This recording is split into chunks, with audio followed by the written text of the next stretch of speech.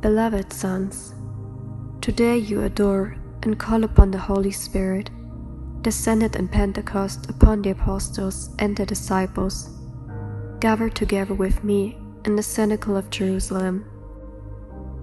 You are calling upon him again in these times of yours, with confidence and perseverance, gathered together with me in cenacles of prayer, which are now spread in every part of the earth.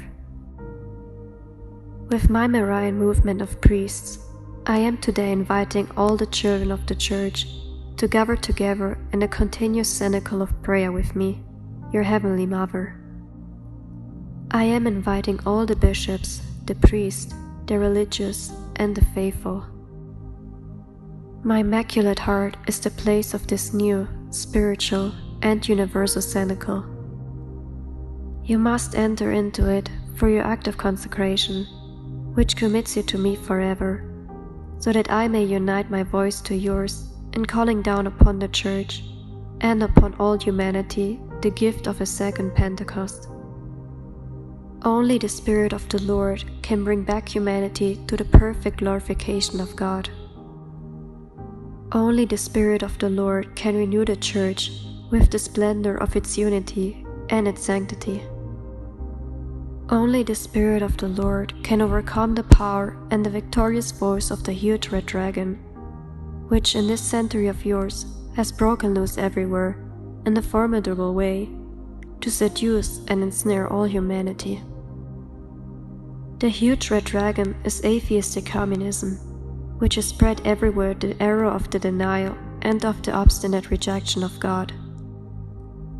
The huge red dragon is Marxist atheism, which appears with 10 horns, namely with the power of its means of communication, in order to lead humanity to disobey the 10 commandments of God, and with 7 heads, upon each of which there is a crown, signs of authority and royalty. The crowned heads indicate the nations in which atheistic communism is established and rules with the force of its ideological, political, and military power. The hugeness of the dragon clearly manifests the vastness of the territory occupied by the uncontested reign of atheistic communism. Its color is red because it uses war and blood as instrument of its numerous conquests. The huge red dragon has succeeded during these years in conquering humanity with the error of theoretical and practical atheism, which has now seduced all the nations of the earth. It has thus succeeded in building up for itself a new civilization without God.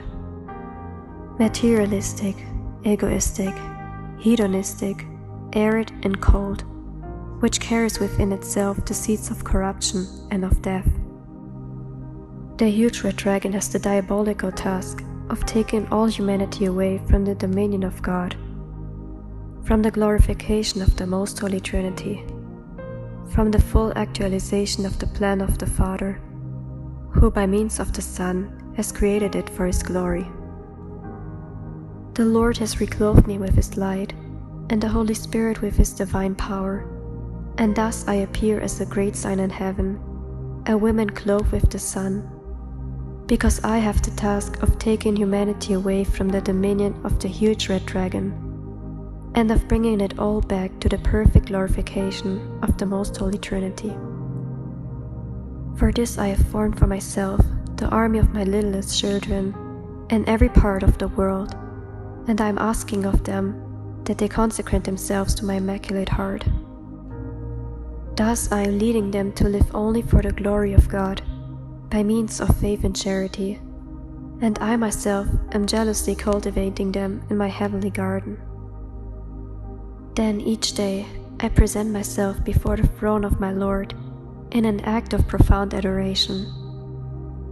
I open the golden door of my Immaculate Heart, and I offer in my arms all these little children of mine, as I say, Most Holy and Divine Trinity, at the moment when you are being universally denied, I present to you the homage of my motherly reparation, by means of all these little ones of mine, whom I am forming each day to your greater glorification.